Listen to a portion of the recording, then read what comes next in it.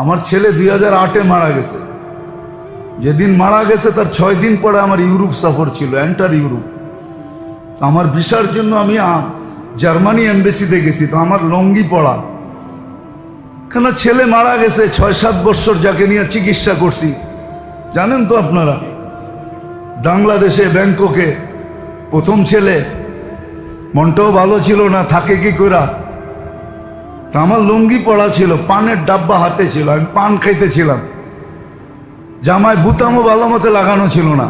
আমি যখন জার্মানি এমবেসিতে ঢুকি, তো যারা বৈশা আছে ভিসার জন্য সবাই আমার দেখা খিলকিলায় হাসা দিছে, যে দেখো মোল্লা এসে, চেহারার অবস্থা কি, এ আসছে জার্মানির ভিসা নিতে, তাও সেনজিন। আমি কাউন্টারে যখন দাঁড়াইছি, তো মহিলার অনেক গয়না পড়া ছিল, যে আমার ইন্টারভিউ নিতেছে, অধিকাংশ গয়না কালো। তা আমাকে জিজ্ঞেস করতেছে কি করো, আমি কি ব্যবসা, কি ব্যবসা, এই ব্যবসা। আমার গয়নাগুলো কালো হয়ে যায় কেন?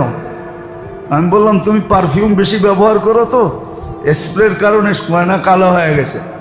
আমিগুলো হোয়াট করবো কি দিয়ে, পরিষ্কার করবো কি দিয়ে? আমার কারখানায় আসো, এত দূর যাওয়ার তো সম্ভব না, তুমি ঘরোয়াভাবে বলো। আমি বললাম যে ঘরোয়াভাবে এইভাবে তুমি পরিষ্কার করতে পারো। আমি দেখতেছি সে ভিসা প্রিন্ট করতেছে।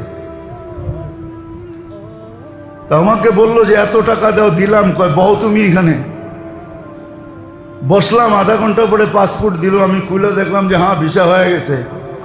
এখন সবাই মুখ দেখা দেখি করতেছে, যে মোল্লা কোত্থেকে আইলো, তো বিশাল হয়ে গেল, আমরা তো ঘন্টার পর ঘন্টা বয়ে দিছি, কেউ তো ডাকেই না।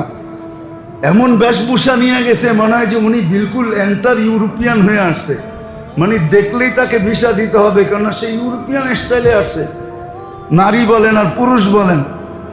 আমি ওইখানে বসে একটা পান খেলাম, মুসকি একটা হাসি দিলাম, বাইরে চলে আসলাম। বলে চাবি এইখানে না, চাবি ওইখানে।